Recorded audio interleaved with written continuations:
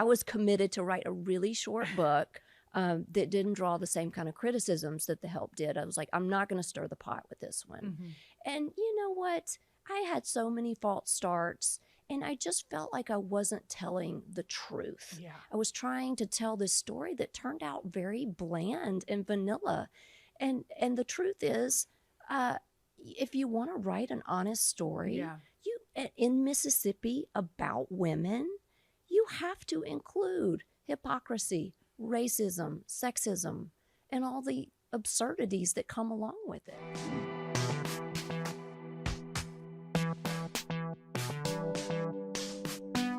Kathryn Stockett says she doesn't give up easily, and her path to publishing superstardom proves it.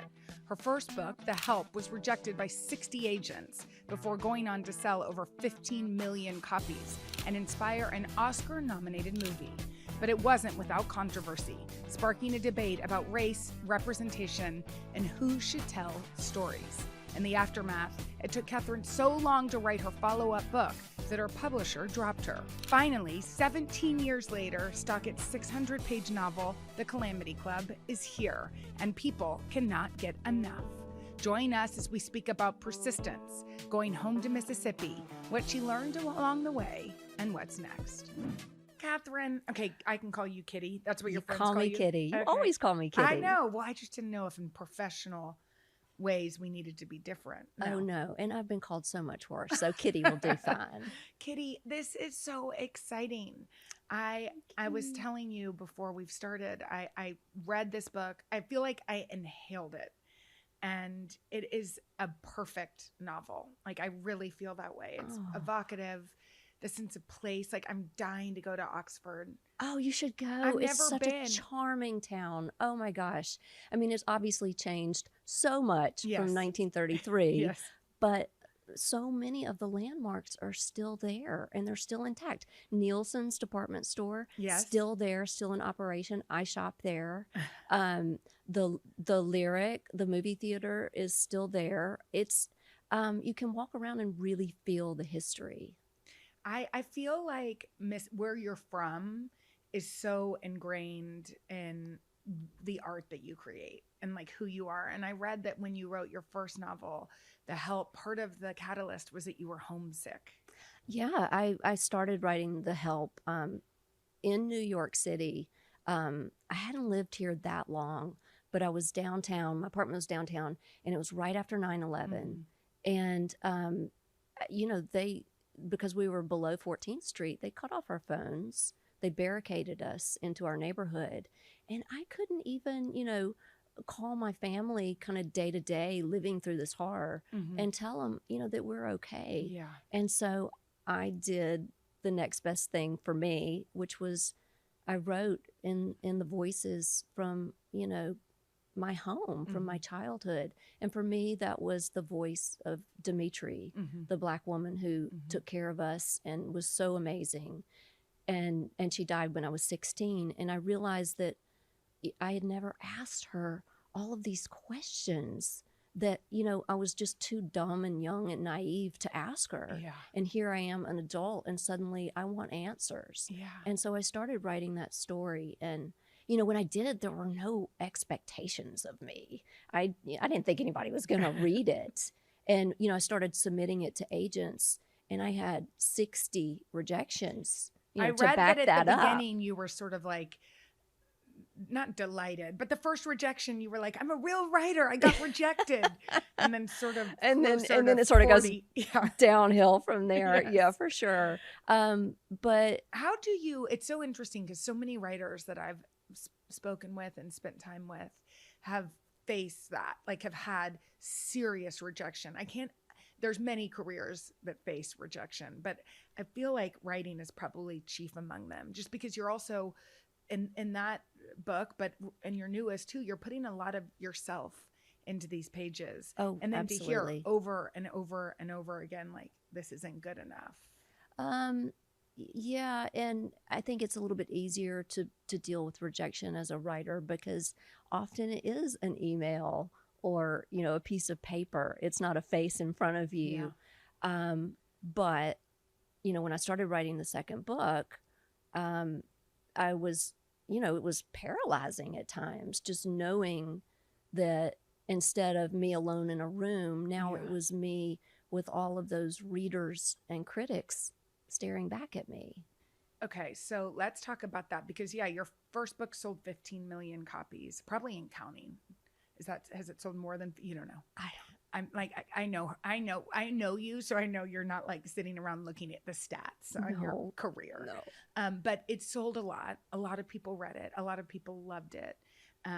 And there was a lot of conversation around it. Mm-hmm. So talk about what the process of writing your follow-up. I mean, you have a sophomore novel that's come out 17 years.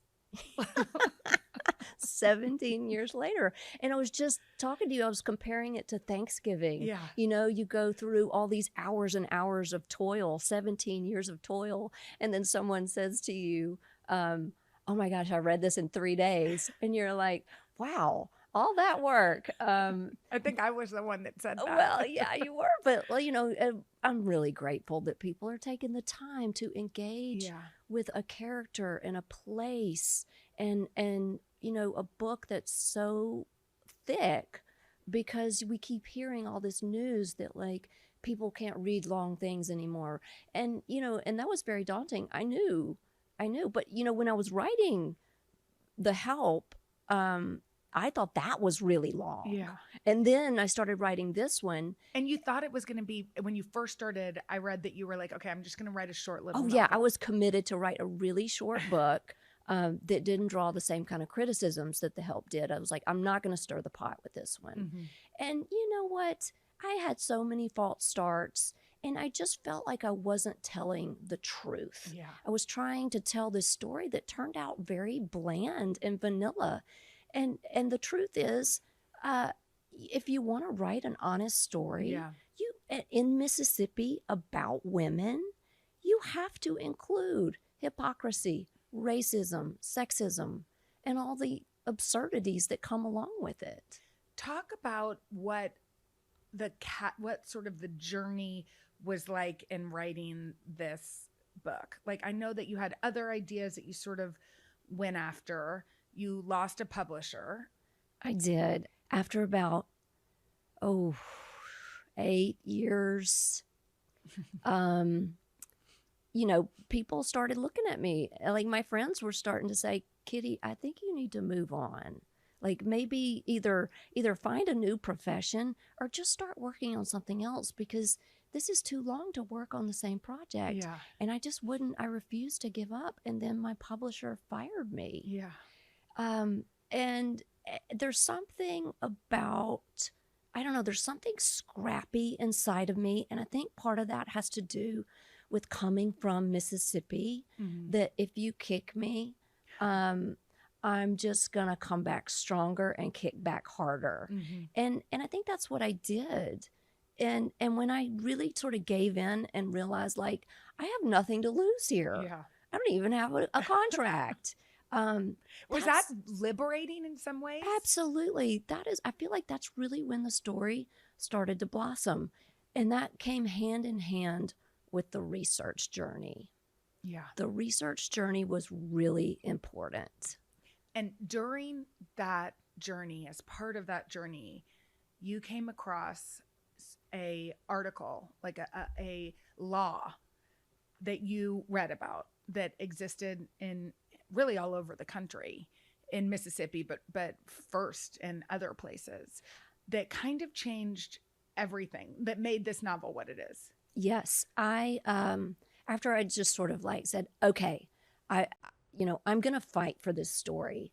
Somehow I stumbled upon this law that was passed in 1928 in Mississippi that legalized the sterilization of anyone deemed, they called it feeble-minded, was an imbecile, that was the common word at the time, suffered from idiocy or epilepsy, or what we now know today as autism. Oh my gosh. And it just shocked me. Yeah. And, only to find out, of course, in my research that, as usual, Mississippi was behind the times. Yeah. And several dozen other states had already passed their own. Including New York and California. Absolutely. Their own sterilization laws. And that California was doing such a great job with their sterilization law that Adolf Hitler contacted the head of the eugenics movement in California and asked him to come to Germany and show them how it was done. I mean, unbelievable. It's like these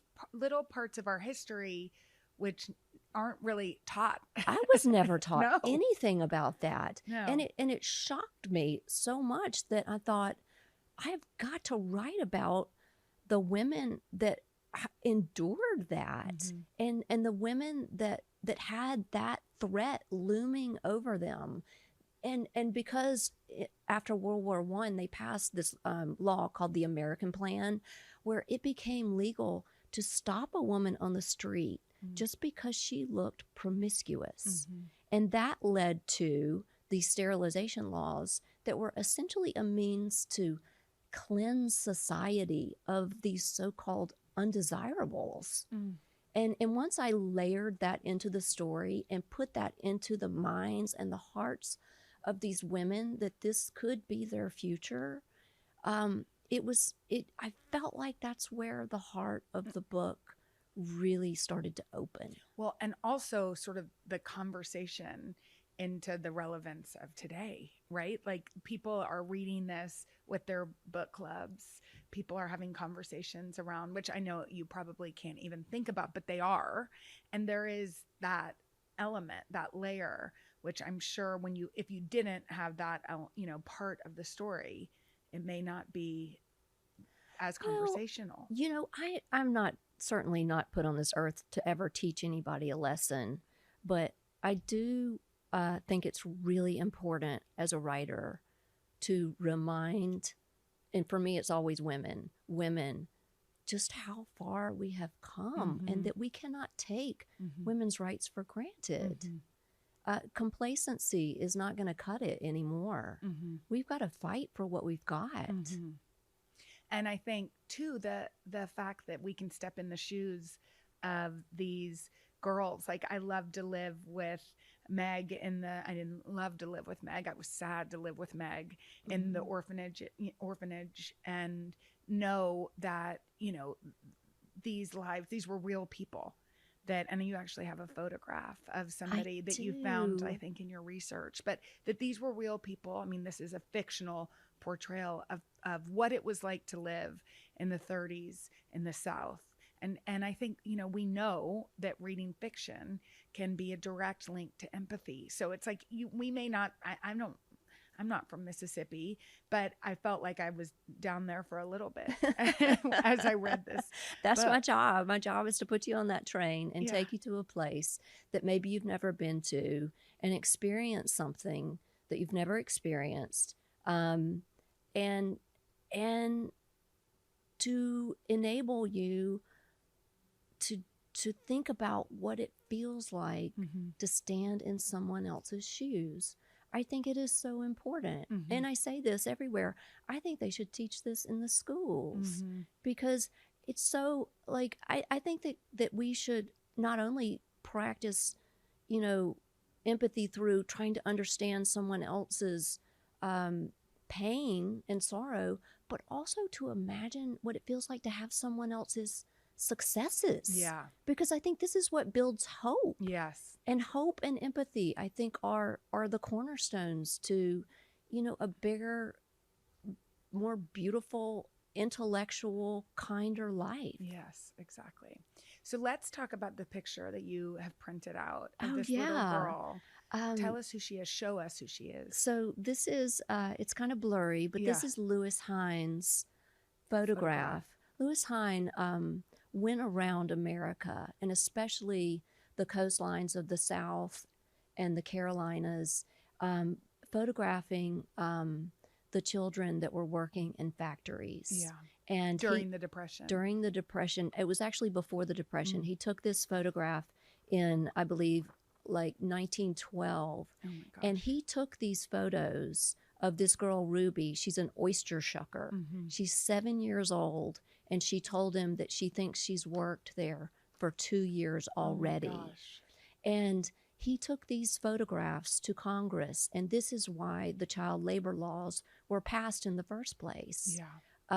And there was what I discovered in my research was that before they passed those laws, so many children were funneled into that factory system.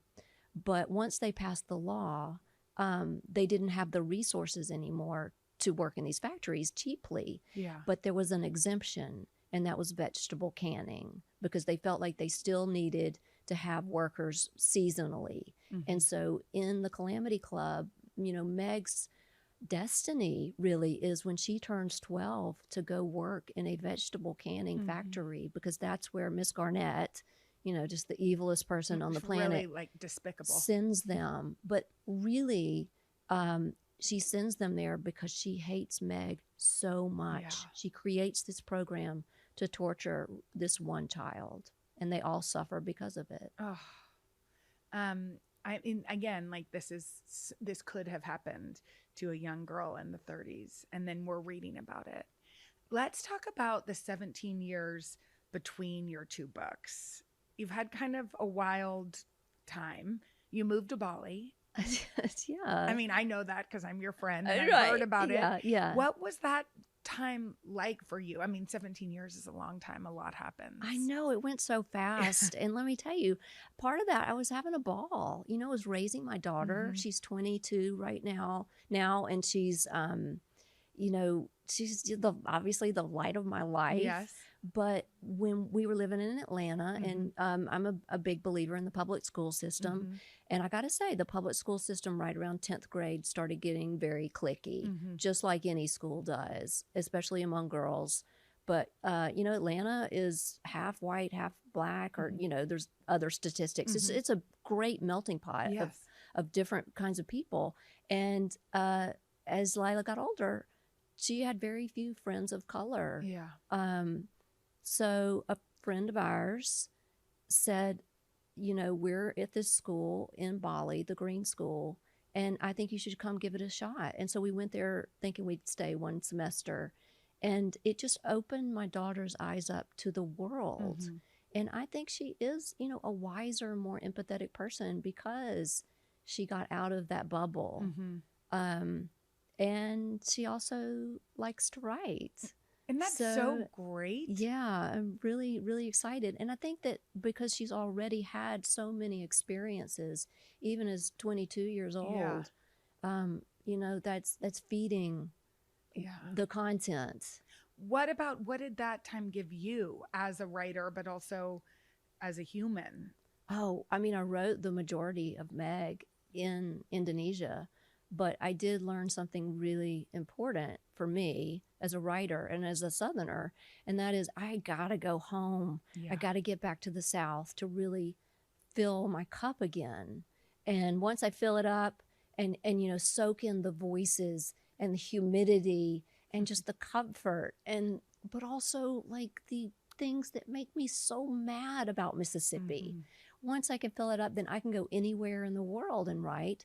But, eventually I'm going to run out and have to go back. And so I call Mississippi home for the most part, Mississippi and New York. Yeah, I mean, since Bali, you've moved there kind of part-time, right? Just part-time. Yeah. And but what was it that drew you home? Was it that like there's this, you have sort of this great love / complicated feeling with it? I have a very complicated, and it keeps pulling me back in Mississippi. Also the people that I love most in the world. You live in kind of like a community with some of your favorite human beings. Yes. I mean, even though my daughter lives in New York now, I am in Mississippi in this fantastic, I guess you could call it almost a compound. Yeah, exactly. But it's this community of artists where I live here. Yes. Next door to me is one of my best friends growing up, Tate Taylor, who wrote and directed The Help. Next door to him is an actress from The Help. The casting director lives across the street from me. Yes. And the woman who headed up wardrobe, sorry, I don't know the right term for it, for that 70s show lives next door to me. And I'm thinking, like, we could have Churchill the musical out here. we've got it Y'all all. really could. Actors, writers, producers, Directors. casting directors, everybody. Well, and I mean, what makes sense is, and even as we read your book, there's such a sense that, you know, the South and Mississippi in particular, but all of, you know, we're such literary towns. Oxford, right? I mean, there were Oxford, some great, well, meaning back in the day, there were some writers that would write there and travel through New Orleans, I mean, Louisiana, but close by is such a literary William city, Faulkner, right? from Oxford. Yes. And you think about that, those people were walking the streets. And, you know, you'd pass him in the grocery store. Can you imagine passing? I mean, William Faulkner used to work at the post office. Isn't Can you that imagine him crazy? being like taking your letter? And that's kind of part of one of the characters' genesis too, is that just dying to be an author, you know, dying to be a writer. But I love that there's this kind of artistic, y'all have brought back this sort of artistic commune where you live. Hey, I don't know how I got so lucky, but just to be weird and create art and go to dinner with people that are all of the same kind of mindset and who are hilarious and who are hysterical. I mean, sometimes I just don't even say a word at dinner. I just listen to these I've been people. at one of those dinners, and even I don't think I said a word. I know, right? Humor is such a part of your work. Like, I laughed. I thought there were such beautiful moments of hilarity in the depths of what could be a really sad story. You know, it's not one note. What is humor played? Like, what role is humor played in your life? How important is it to you? It is so important. I mean, I don't know how anybody gets through life, especially some of the darkest periods, without finding the humor in it. You know, especially like as a woman from Mississippi and as a writer, it's, you know, Bertie Calhoun, who's one of the narrators in the Calamity Club. You know, she shows up at the orphanage for the first time and she sees a sign outside that says all God's children are welcome here. And then she walks in the door and on the wall is a sign that says, we do not accept, you know, coloreds, Indians, Jews, and all of these, you know, people that they don't accept. And I love to write about a character that will notice those things, because the hypocrisy, right? The hypocrisy. I have this friend named Vicky Love who is from Mississippi, and sometimes she'll just pick up the phone and and without even saying hello, she'll just say, what is wrong with people? And you know, and I agree. Like, so I want to write about a character that notices these things instead of just walking with blinders on and saying, this is how the world is, how it should be, and I'm not going to change a thing. Totally. And also, you know, there's no humor in that, but the fact that you can write so honestly about how hypocritical some of these people in your novel are, you know, the one woman in particular, Miss Garnett. Yes. You know, she's there. It's evil is not humorous, but sometimes you can find the humor in it, which is like horrible, right? Like, but you need that light with the darkness, I think. I do. I like to juxtapose. I think the best way a writer can make a point is to juxtapose good and bad, light and dark, funny, not funny. And, you know, the characters, you know, if they're not in on the joke, then they're going to become the joke. This book is a lot about found family. The members of the club are this like beautiful group of women who really see each other, you know, and I wonder how important that's been in your own life. Yeah. I mean, like I said, I live in this fantastic community of crazy artists, and they are my found family. And, you know, coming from a place like Mississippi, where I don't agree with so many of the views in my state, it's the biggest blessing I could ask for in life, is to find people that I know will stand by me for the rest of my life, and call them friends and invite me to dinner next door. I know, it's so great that you can walk I think, and I don't even know how you're going to answer this question because it seems like you don't let sort of how well a book does get to you or how poorly it did. But taking 17 years, worrying at the beginning, like having sort of different people's perspectives in your ear about like, oh, is this going to make my readers happy? Knowing that you had this audience and now having this book come out and to such success. Can you sit with that at all? No, I don't think it's healthy for me to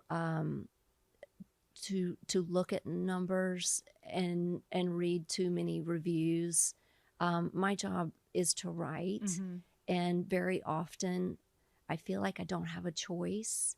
You know, I read something in the New York Times a couple of months ago. Wesley Morris interviewed Steven Spielberg, Mm-hmm. and he wanted to talk about storytelling. Mm-hmm. And Steven Spielberg said, I cannot express how therapeutic and healthy it is for me to keep doing my job again and again. I work so much out, so much, and I get to bleed off some of the darkness that is festering inside of me so that instead it gets to fester inside of you. Oh my God. And I thought, that is so profound. Yeah. That is why I write. And if I'm going to get distracted by numbers, or, hey, if I write this a certain way, is it going to be received well? You can't put up those kinds of gates. Did you? I mean, there was such conversation around The Help, both the book, but then really later with the film. Did you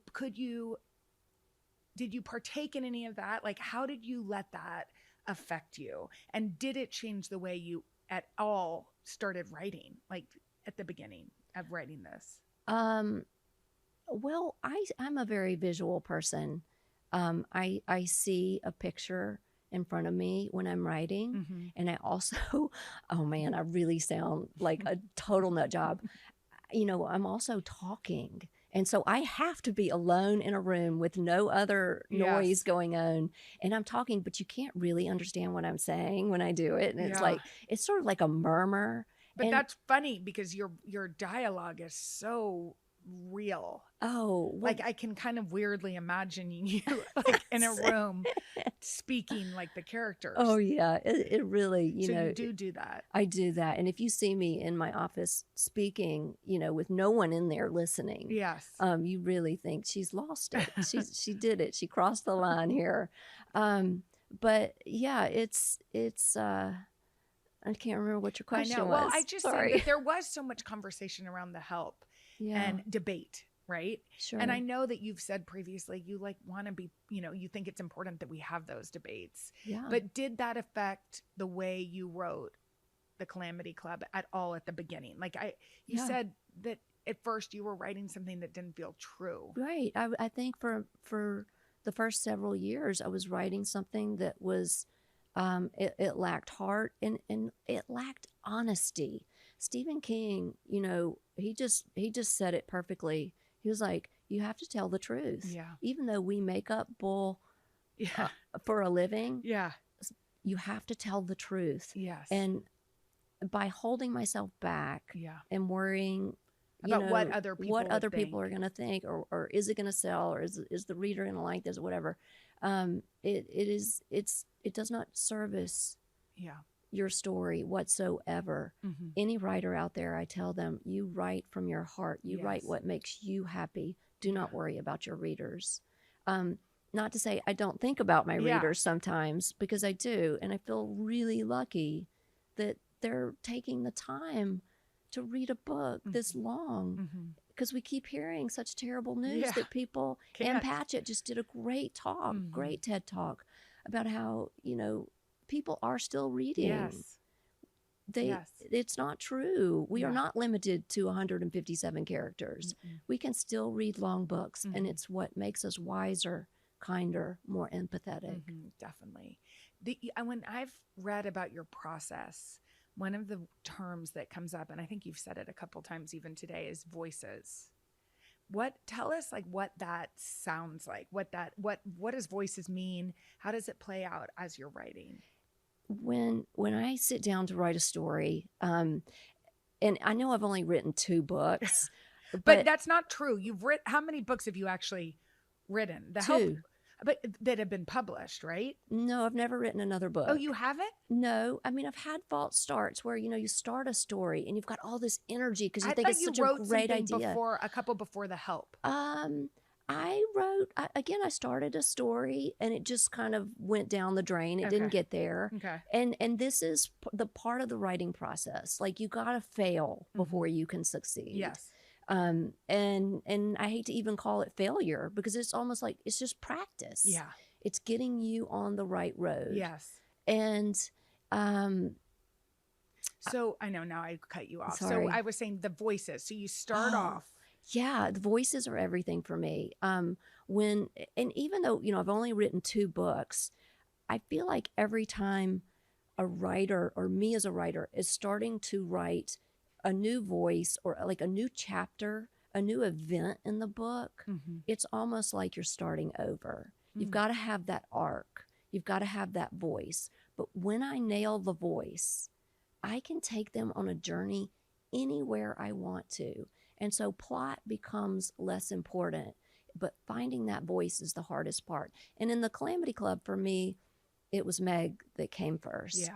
I have no idea where she comes from. I will say that when I first started writing it, I was raising an 11-year-old. Yeah. So that certainly helped because Meg is 11. Yeah. And children have that wonderful gift of just saying it like it is. They have no filters. And I was living with that, with my own daughter. And so her voice spoke to me.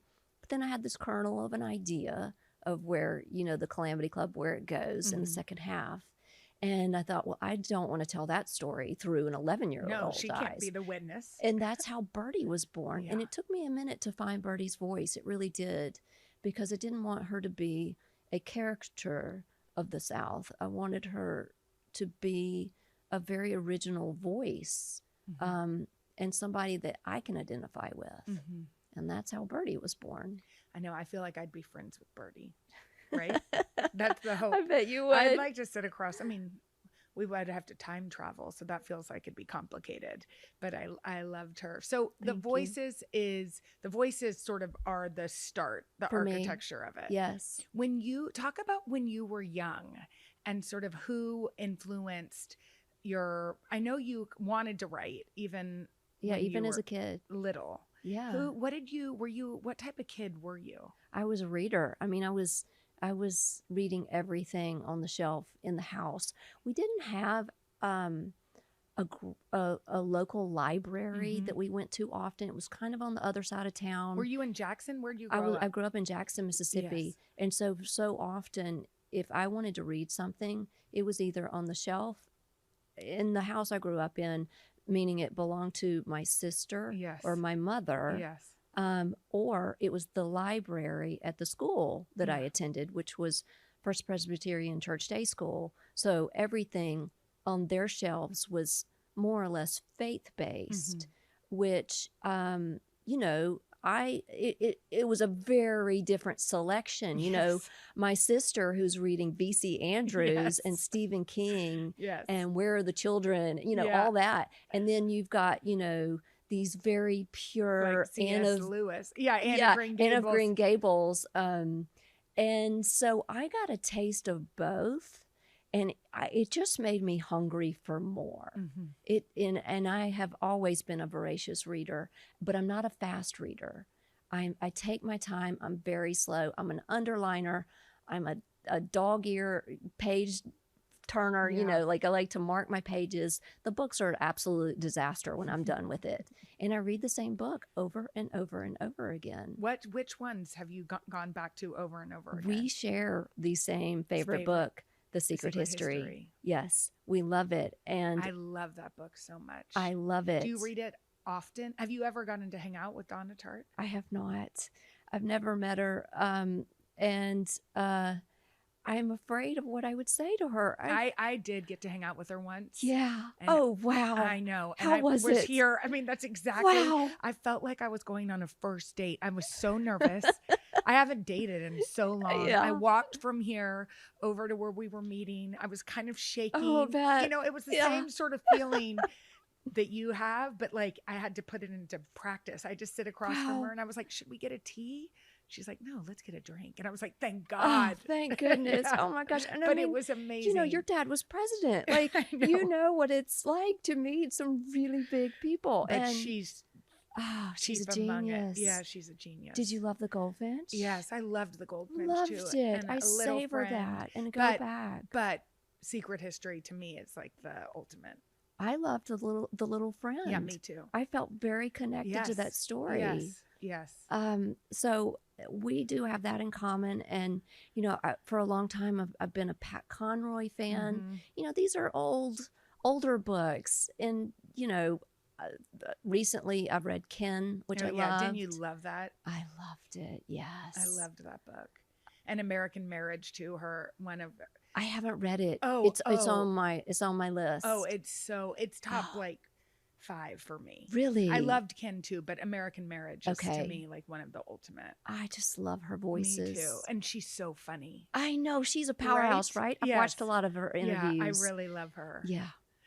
Okay, so what about as a kid? Was there a book that you thought like, or even as a teenager or a young adult where you read it and it made you think like, I want to tell stories like this? Ooh. I read and met Eudora Welty. Oh my gosh. At a fairly young age. And Why I Live at the PO. It's just a short story. I feel like I mimicked those voices growing up.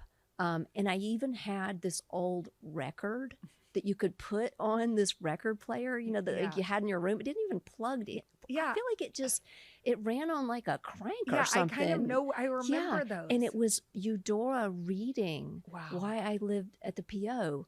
And I think that was the first time the switch was flipped in my head that was like, I want to put on these voices. Yeah. I want to be the ventriloquist that she is on the page. I know I have to ask just because people are asking, I'm sure you too, but The Help was such the film, you know, brought in a different audience. And as I read the Calamity Club, I was like, somebody's going to want to make this something. This is that conversation? Is that something that you think about? I mean, I'm sure you write book first because that's very obvious. It's not like, okay, how is this going to be adapted? You know, but again, like I see so many of the scenes. I saw it in The Help. Yeah. You know, I wrote The Help with Octavia Spencer in mind. I know. I read that. I didn't know that. I didn't even know her that well, which I think actually worked to my advantage because I could observe her in a way that was not too, you know, like a familiar. Yeah. And I could watch her and observe her because she was really good friends with Tate. And, you know, when Tate got the option for the rights to The Help, I told him, I was like, I really have like 2 asks. Octavia plays Minnie. And then there was a part in The Help that I really wanted him to get in. And it was sort of this idea that like not that much separates us. Yeah. We have so much more in common as people than we do of what separates us. Yes. Yeah. And I think he did a pretty good job relaying that message in there, and he got Octavia in there. And of course, he fought very hard to have Octavia in the film. And she won an Oscar. And she won the Oscar. I mean, so much joy from that. I just can't believe it. So, you know, when I was writing the Calamity Club, I would love for it to find a home on the screen. I've just started that journey. I mean, like which is you've done it before, so you know it's a journey. But no, I don't, because Tate said I want the rights, and I said no, and then he like convinced me the way that Tate Taylor does. Yeah. And I finally said yes, because he convinced me by saying that like no one knows how to tell this story better than I do. Because he's from Jackson, Mississippi. We went to high school together. Yeah. went to kindergarten together. Yeah.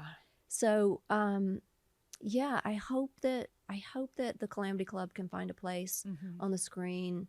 And you know, to me, it makes sense that it would have a longer format, more like a series. Yes. But if it's a feature, I'm happy with that too. Because it's a lot to it, right? There's a lot of characters, Yes. and I'm not precious about that stuff anymore. No. I am while I'm writing, but at some point I just have to cut the ribbon and just be like, let go. If you need to let go of a character, you got to let go. And my editor, Julie Grau, is incredible at convincing me.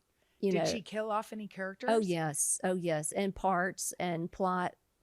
Moments. Yes, she did all that, and I know she was right. Stephen King taught me that too. The editor is always right. Will we have to wait another 17 years? Oh, I hope not. I've started writing again, and it feels good. I don't know if this is going to be the story that takes off, but I can't have you heard The Voice yet? I've heard The Voice. Yes, that feels good. I have, but who knows? But I mean, you were also raising a daughter. You went like life. You had a lot of life. It wasn't like you were sitting around. That's right.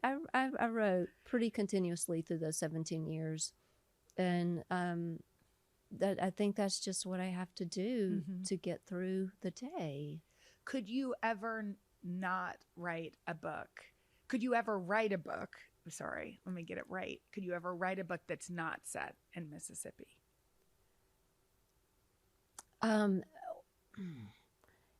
I could, and I might. Oh, but Mississippi keeps poking its head up through the sand. And so even if I'm not going to set this book in Mississippi, so many of the characters keep saying, I'm from Mississippi. And I'm like, it's inevitable. Are you an outliner at all, or you sort of let the character take you where they want to? I mean, I have to outline a scene or a couple of scenes. Yeah. And I sort of have to outline the big arcs. Yes. But no, I'm not that organized. I wish I was. If I was more organized about it, it would probably take me, like a couple of years, like a normal writer. You know what? It was worth the wait. Aww. I loved this book so much. Thank you. Thank you so much for hanging out with us This is today. such an honor. I mean, we could just chat and chat and chat. We need to do it next time with Donna Tartt over a vodka. Oh my goodness. Right? My heart just stopped. Okay. I know. I got to figure out how to do that. I'm in. I'm going to do it. Okay. Oh, okay. that scares me. But you're a little scared. I was scared too. I was scared, but it was worth it. Thank you so much for having me. You're the best. It's so good to be with you. This is a privilege. I loved it. Thanks so much for joining me on Open Book with Jenna. If you enjoyed our conversation, be sure to like, subscribe, and share this episode. And drop us a comment. We'd love to hear your thoughts. I'll see you next time.